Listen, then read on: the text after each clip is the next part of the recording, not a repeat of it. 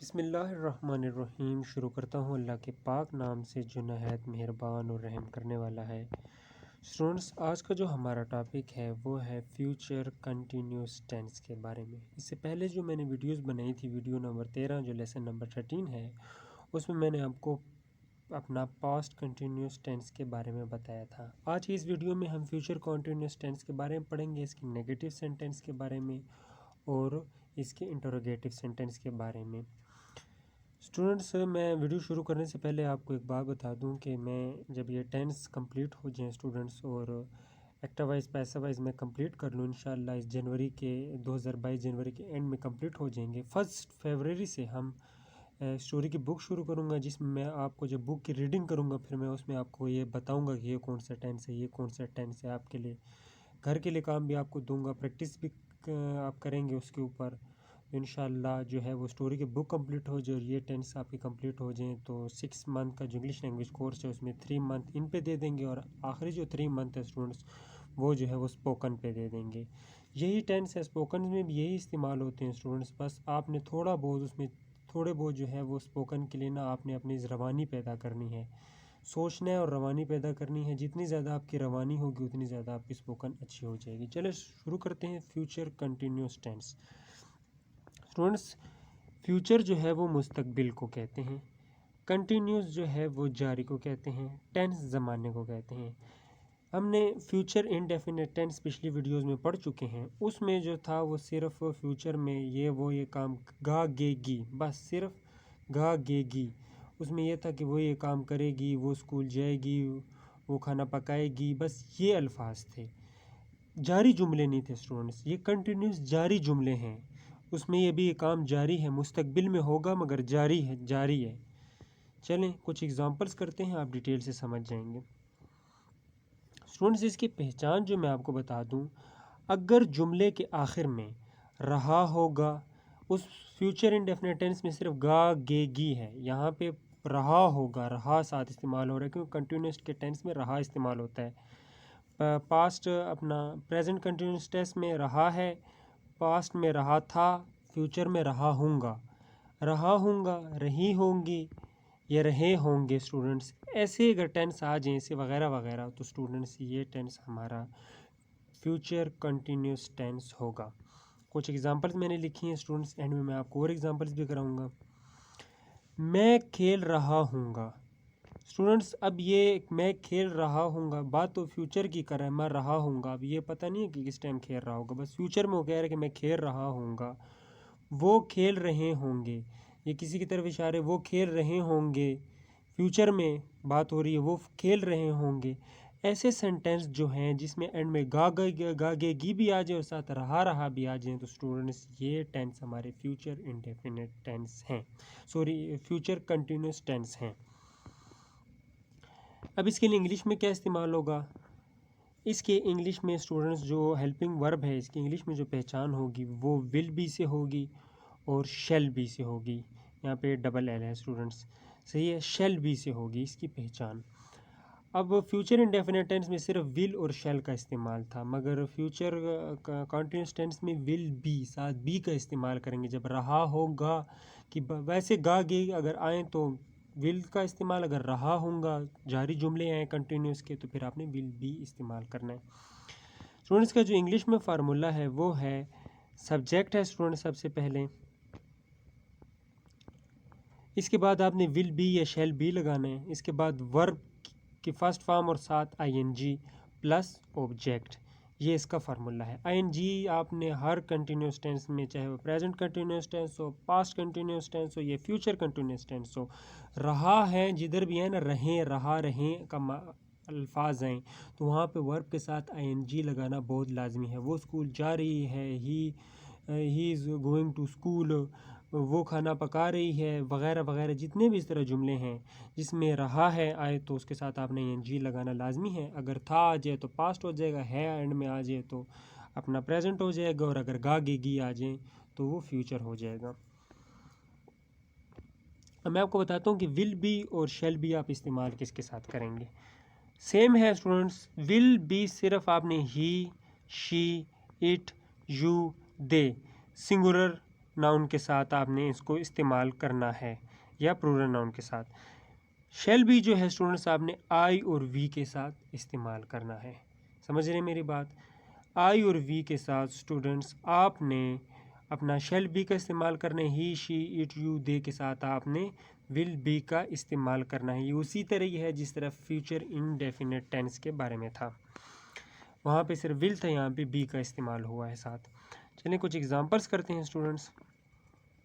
For example, वो किताब का मुताला कर रहा होगा। आपसे किसी ने सवाल पूछ रही है, फॉर एग्ज़ाम्पल स्पोकन में आपसे कोई सवाल पूछे कि अली क्या कर रहा है, तो आप उसको बता रहे होंगे फ्यूचर में, यार वो किताब का मुताला कर रहा होगा। अब जारी भी है और फ्यूचर में भी है, वो किताब का मुताला कर रहा होगा। ऐसे सेंटेंस के लिए आप कहेंगे he will be reading a book. Will be future continuous tense, reading ING लगा, आपको पहचान इंग्लिश में इस आईएनजी के वर्ब के आईएनजी के साथ और विल बी के साथ आपको पहचान हो जाएगी, यार ये जो टेंस है ये अपना फ्यूचर कंटिन्यूस का टेंस है। आप घबराइएगा मत, आप बिल्कुल रिलैक्स हो के एक एक जो है वो वीडियोस कंप्लीट देखें। जो आपको एक्सरसाइज मिलती है थोड़ी बहुत जो है वो ख़ुद से करें। जब हम स्टोरीज़ की बुक शुरू करूँगा ना, उसमें मैं आपको ना बिल्कुल, जब वो स्टोरी की बुक कंप्लीट होगी ना, मुझे नहीं लगता कि आपको जो है ये टेंस और ये इंग्लिश आपके लिए कोई मुश्किल हो जाएगी। इंग्लिश फर आपकी उंगलियों पर हो जाएगी। आप इजीली ऐसे भी लिख सकेंगे, बस आप सोचेंगे और लिखेंगे, वेकेबलरी उठाएंगे। हाँ, चीज़ का आपको मतलब ना आता हो वो आपने सिर्फ देखना है, यार इस चीज़ का मतलब क्या है, क्योंकि वर्ब इतने ज़्यादा हैं कि शायद आपको कोई वर्ब का मतलब ना आता हो या वर्ब ना आता हो। बस आपने वही शायद देखना है, बकाया आप लिखते चले जाएंगे। आप कभी ग्रामर में आगे पीछे किसी जुमला आपका गलत नहीं होगा, ये इंशाल्लाह मैं आपको गारंटी दे रहा हूँ।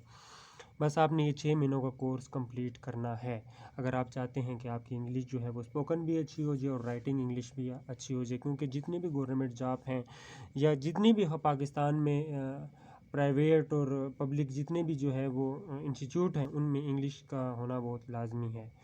आप अगर मामूली दरख्वास्त भी लिखें तो वो भी अगर इंग्लिश में देंगे तो ज़्यादा अच्छा इंप्रेशन पड़ता है। चलें, हम लाहौर जा रहे होंगे। वी, तो मैंने आपको बताया था वी के साथ shall. We shall be going to Lahore. We shall be going to Lahore. ये अब थी आपका प्रेजेंट फ्यूचर कंटिन्यूस टेंस के, मैंने आपको सिर्फ सिंपल टेंसेस कराए थे। अब मैं आपको इसके नेगेटिव सेंटेंस के बारे में स्टूडेंट्स बताता हूँ। चलिए स्टूडेंट्स करते हैं future continuous tense. Future continuous tense, मुस्तकबिल, जारी या ज़माना, इन तीन का मतलब है इसके नेगेटिव सेंटेंस। नेगेटिव सेंटेंस किसे कहते हैं मैं आपको बार बार हर वीडियो में बताया, तो मनफी जुमले, ऐसे जुमले जो उसी टेंस के हों, उसी टाइम के हों, मगर उसमें आप इनकार करना सीखें। इनकार करना सीखें। अब तो आपने सीख लिया अली किताब का मुताला कर रहा होगा, अब आपने ये भी इसमें बताना है कि अली किताब का मुताला नहीं कर रहा होगा। ये नहीं का जो इस्तेमाल है ना स्टूडेंट्स, ये नेगेटिव सेंटेंस है, ये बहुत इंपॉर्टेंट है स्टूडेंट्स। ये मैं साथ साथ करा रहा हूँ कि जो, क्योंकि आगे ये इस्तेमाल होंगे। नॉट इस्तेमाल होगा, बस थोड़ा फ़र्क है। नॉट ही इस्तेमाल होता है स्टार्ट नहीं के लिए, मगर थोड़ा से फ़र्क है। सिर्फ प्रेजेंट में डू, डज, डोंट और डज इस्तेमाल होता है जोड़ के साथ, बकाया जो है उसमें नट, विल नट और शेल नट यही इस्तेमाल होते हैं। चलें कुछ एग्जांपल्स कर लेते हैं स्टूडेंट्स। नहीं, एग्जांपल से पहले मैं आपको एक और बात बताता हूँ। इसका जो फार्मूला है स्टूडेंट्स वो थोड़ा चेंज है। चेंज किस तरह ये मैं आपको बताता हूँ स्टूडेंट्स। आपने सबसे पहले सब्जेक्ट लिखना है, फिर आपने विल बी लिखना है, फिर प्लस वर्ब, फिर आईएनजी की फॉर्म, फिर ऑब्जेक्ट। स्टूडेंट्स यहाँ पे आपने एक गौर से देखना है, जितने भी टेंस थे उसमें आप सब्जेक्ट लिखते थे, साथ हेल्पिंग वर्ब के साथ नट का इस्तेमाल कर लेते थे, मगर यहाँ पे नहीं इस तरह। यहाँ पे चेंज है, सब्जेक्ट प्लस विल, साथ आपने ये नट इस्तेमाल करना है। नट के बाद आपने स्टूडेंट्स बी लिखना है, will not be, shall not be. आपने बी के जितने भी जुमले हैं उसमें आपने शेल नॉट बी और विल नॉट बी इस्तेमाल कर रहे हैं। यूँ नहीं कहना विल बी नॉट, ये गलत हो जाएगा स्टूडेंट्स, ये रूल ही नहीं है। Shell not B, will not B, ये रूल आप स्टूडेंट्स याद कर लें। आप घबराइएगा मत, जब हमारा कोर्स कंप्लीट होगा तो ये आपको उंगलियों पे याद होंगे इंशाल्लाह। ये मेरा आपके साथ वादा है, आप बस थोड़ी सी मेहनत करें। रेगुलर सिर्फ 45 मिनट जो है वो लेक्चर देखा करें, और जो है वो कोई भी टेंस का करें लेक्चर, इंशाल्लाह साथ साथ चलते रहें। और जो अगर आप लेट आएँ, आपने वीडियोस लेट देखी, कोई बात नहीं, आप शुरू से स्टार्ट कर लें, शुरू से स्टार्ट कर लें, साथ साथ चलते रहें हमारी वीडियो में। इंशाल्लाह बहुत ज़्यादा इम्प्रूवमेंट होगी। चलिए इसकी कुछ एग्जांपल्स करते हैं स्टूडेंट्स। एग्जांपल है अकरम विल नॉट बी प्लेइंग, अकरम खेल नहीं रहा होगा। उन जुमले आपने सीखा अकरम खेल रहा होगा, अकरम विल बी प्लेइंग। यहाँ पे अपने नहीं का इस्तेमाल करना है, अकरम विल नॉट बी, ये विल बी के दरमियान में आपने नॉट लगाना। इस तरह वो झूठ नहीं बोल रहा होगा, he will not be telling a lie. इस तरह आपने शेल के दरमियान में लगाना है, शेल नॉट बी आपने दरमियान में लगाना है नॉट को, ठीक है। अब स्टूडेंट्स सीखते हैं इंटरोगेटिव सेंटेंस। ये स्पोकन के लिए बहुत लाजमी है। आप जो हैं इसमें अपना क्वेश्चंस कर सकते हैं। इंटरोगेटिव सेंटेंस जितने भी हैं, अगर आपको इंग्लिश आती हो आप बोल सकें, आप क्वेश्चन कर सकेंगे। इंटरोगेटिव सेंटेंस क्वेश्चंस में बहुत इस्तेमाल होते हैं, स्पोकन क्वेश्चन में तो लाजमी तौर पर स्टूडेंट्स बहुत ज़्यादा इस्तेमाल होते हैं। इसका फार्मूला स्टूडेंट्स क्या है, ये भी थोड़ा चेंज है उन सब की तरह। फ्यूचर इंडेफिनिट टेंस में बस विल आगे आ गया था और शेल आगे आ गया था, सब्जेक्ट से पहले ये दोनों आगे थे। नहीं, यहाँ पे थोड़ा चेंज है। यहाँ पे विल और शेल आप आगे ही लिखेंगे। अगर स्पोकन में आपसे कोई पूछे ना विल पहले ले आए, आप ये एकदम ना समझ जाना यार ये टेंस जो है ये तो फ्यूचर इंडेफिनिट टेंस के। आपने वर्ब के आईएनजी को भी देखना है और साथ बी को भी देखना है। यहाँ पे विल शेल पहले, फिर सब्जेक्ट, फिर बी, फिर बी, फिर वर्ब के first form ING plus object. कुछ एग्जांपल करते हैं, मैं आपको समझाता हूँ उसमें। फॉर एग्जांपल, क्या अली, ये देखें क्या अली क्रिकेट खेल रहा होगा। आपने इस जुमले से अंदाज़ा लगाना है, रहा होगा आपको ये मालूम हो जाएगा यार ये जो टेंस है ये फ्यूचर कंटिन्यूस का टेंस है। क्या अली क्रिकेट खेल रहा होगा, अब रहा होगा से आपको मालूम है फ्यूचर कंटिन्यूस का टेंस है। Will Ali be playing cricket, English में आपको ये पहचान हो जाएगी, विल स्टार्ट में आएगा, साथ अली के बाद बी और वर्ब की जो है वो फर्स्ट फॉर्म इस्तेमाल होगी, साथ आईएनजी इस्तेमाल हो जाएगा। अगर ये सिर्फ इस तरह आ जाए विल अली प्ले क्रिकेट, क्या अली क्रिकेट खेलेगा, फिर तो फ्यूचर इंडेफिनिट्स में चला गया ना। यहाँ पे बात हो रही है क्या अली क्रिकेट खेल रहा होगा, ये रहा जो है ये आईएनजी है। इस तरह का एक और एग्जांपल है, क्या तुम लाहौर जा रहे होगे, will you be going to Lahore. उम्मीद करता हूँ स्टूडेंट्स आप समझ चुके होंगे। थोड़ी सी एग्जांपल हैं ये कर लेते हैं इंशाल्लाह। ये आपको मेरे नज़र में अगर मैंने कोई समझाने में कोई गलती होगी हो स्टूडेंट तो माफ़ी चाहता हूँ, और ना उम्मीद करता हूँ कि स्टूडेंट्स आपको अब ये टेंस भूलना नहीं चाहिए, क्योंकि मैंने आपको बहुत 1 बाय 1 करके समझा रहा हूँ।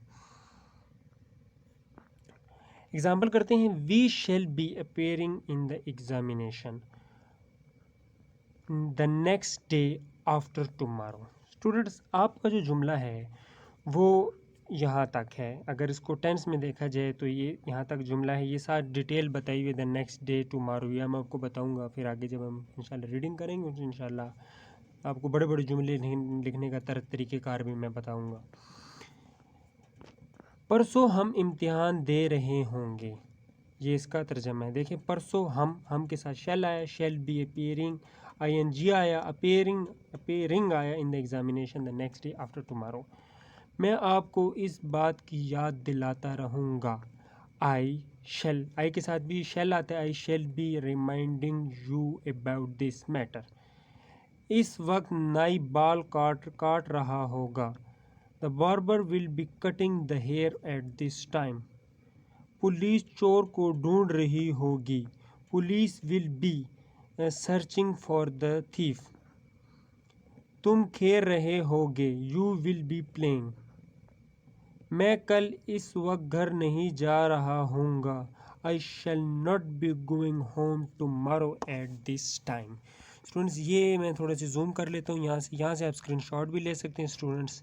ये आप इसका स्क्रीनशॉट ले लें स्टूडेंट्स। उम्मीद करता हूँ कि आप बहुत बेहतर तरीके से समझ गए होंगे। इंशाल्लाह नेक्स्ट वीडियो में मिलते हैं। अल्लाह हाफिज़।